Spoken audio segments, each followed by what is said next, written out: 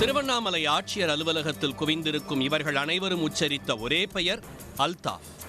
என் கிராமத்தில் இருக்கிற ஜனங்க ஏன் மூஞ்சி பார்த்தா கட்டினாங்க. நிறைய பேர் வந்து 1 வருஷமா 2 வருஷமா பொருளே கொடுக்காம ஏமாத்திட்டு இருந்தாங்க. அந்த கட்டின பணத்துக்கு இன்னி வரைக்கும் எந்த விட ரீசனும் இல்ல. சொந்த பந்தம் எல்லாமே வந்து எனக்கு விரோதியா நிக்குது. தீபாவளி சீட்டு நடத்துவதாக 1000த்திற்கும் மேற்பட்டவர்களிடம் 2 கோடி ரூபாய் சுருட்டியதாக அல்தாஃப் மீது இவர்கள் குற்றம் சாட்டியிருக்கிறார்கள். இவர்களுக்கு வேண்டுமென்றால் அல்தாஃப் பற்றி தெரியாமல் இருக்கலாம். ஆனால் இந்த மாவட்ட ஆட்சியர் அலுவலகத்தில் ஏற்கனவே அவர் மீது புகார் கொடுக்கப்பட்டிருக்கிறது. 1 வருடத்திற்கு முன்பு இதே போல அல்தாஃபின் பெயர் மீடியாக்களில் அடிபட்டிருக்கிறது. அல்தாஃபின் சொந்த ஊர் திருவண்ணாமலை மாவட்டம் செய்யார். சில வருடங்களுக்கு முன்பு இந்த ஊரை தலைமையிடமாக கொண்டு APR என்ற நிதி நிறுவனத்தை நடத்தி வந்தார். திருவண்ணாமலை, செய்யார், ஆரணி, காஞ்சிபுரம், செங்கல்பட்டு, சோழிங்கநல்லூர், சென்னை உள்ளிட்ட பல்வேறு பகுதிகளில் கிளை அலுவலகங்களை தொடங்கி 500 முதல் 25,000 வரை தீபாவளி சீட்டு, ஏலச்சீட்டு நடத்தி வந்துள்ளார். 2 ஆண்டு காலம் நிதி நிறுவனத்தை நடத்தி வந்த நிலையில் இதனை விரிவுபடுத்தி மளிகை பொருட்கள், பட்டாசு, தங்க நாணயங்கள் உள்ளிட்டவைகளை வழங்கும் வகையில் சிட் ஃபண்டுகளையும் தொடங்கினார். மாநிலத்தின் பல்வேறு பகுதிகளில் இருந்து ஏஜென்ட்டுகளை நியமனம் செய்து கவர்ச்சிகரமான அறிவிப்புகளையும் சலுகைகளையும் வெளியிட்டு ஒவ்வொரு ஏஜென்ட்டுகள் மூலமாக 200 முதல் 2000 உறுப்பினர்களை சீட்டு நிறுவனத்தில் இணைத்துள்ளார். இது ஒருபுறம் இருக்க 1 லட்சம் ரூபாய் பணம் கட்டினால் 5 சவரன் தங்க நகை, வெள்ளி, குத்துவிளக்கு உள்ளிட்டவைகள் வழங்கப்படும் என கவர்ச்சிகரமான அறிவிப்புகளை வெளியிட்டதை நம்பி ஆயிரக்கணக்கான பொதுமக்கள் இதில் தங்களை இணைத்துக் கொண்டனர்.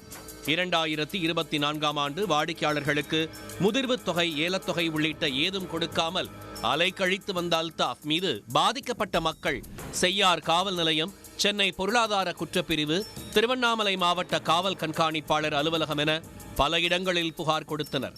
அதன் தொடர்ச்சியாக தலைமறைவாக இருந்த நிதி நிறுவன அதிபர் அல்தாஃபை பொருளாதார குற்றப்பிரிவு போலீசார் கைது செய்து சிறையில் அடைத்தனர். சில மாதங்களுக்கு பிறகு வெளியே வந்த அவர் வாடிக்கையாளர்களுக்கு பணம் கொடுத்து விடுவேன் என்று வாக்குறுதி அளித்துவிட்டு மீண்டும் பழைய பாணியில் சீட்டு கம்பெனி நடத்தி ஏமாற்றியதாக சொல்லப்படுகிறது. இவரால் பாதிக்கப்பட்ட சுமார் 100க்கும் மேற்பட்டவர்கள் 2024ஆம் ஆண்டு திருவண்ணாமலை மாவட்ட ஆட்சியர் அலுவலகத்தில் குவிந்து அவர் மீது கடும் நடவடிக்கை எடுக்க வேண்டும் என கூறி போராட்டத்தில் ஈடுபட்டனர்.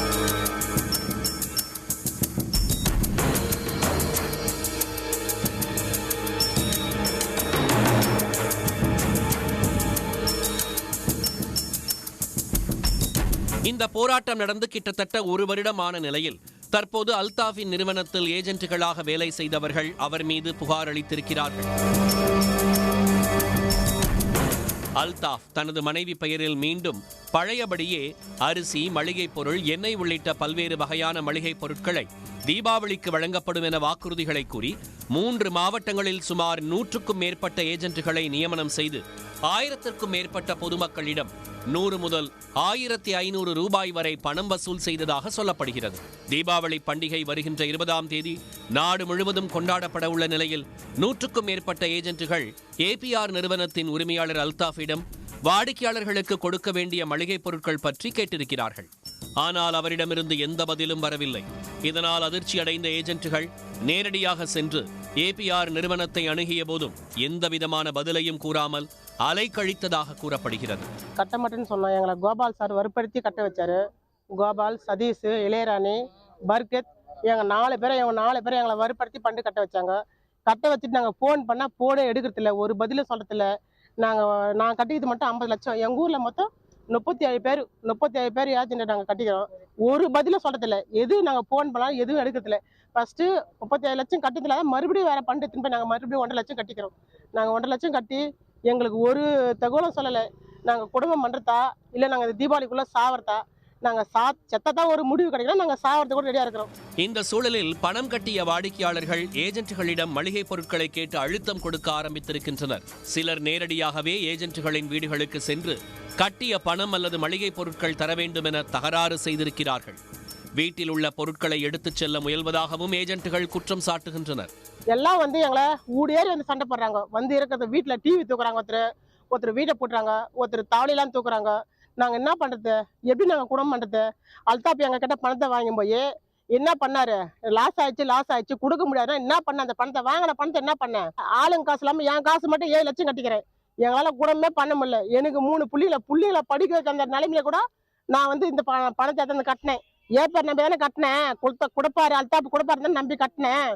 இது மாதிரி பண்ணுவாருன்னு எங்களுக்கு தெரியுமா? எங்களுக்கு பணம் கொடுத்தே ஆகணும். இதனால் செய்வதறியாது தவித்த ஏஜென்ட்டுகள் அல்தாஃபிடம் கட்டிய பணத்தை மீட்டு வாடிக்கையாளர்களுக்கு தர வேண்டும் என திருவண்ணாமலை மாவட்ட ஆட்சியர் அலுவலகத்தில் கோரிக்கை மனு அளித்தனர். உடனுக்குடன் செய்திகளை தெரிந்து கொள்ள சன் நியூஸ் பெல் ஐகானை கிளிக் பண்ணுங்க.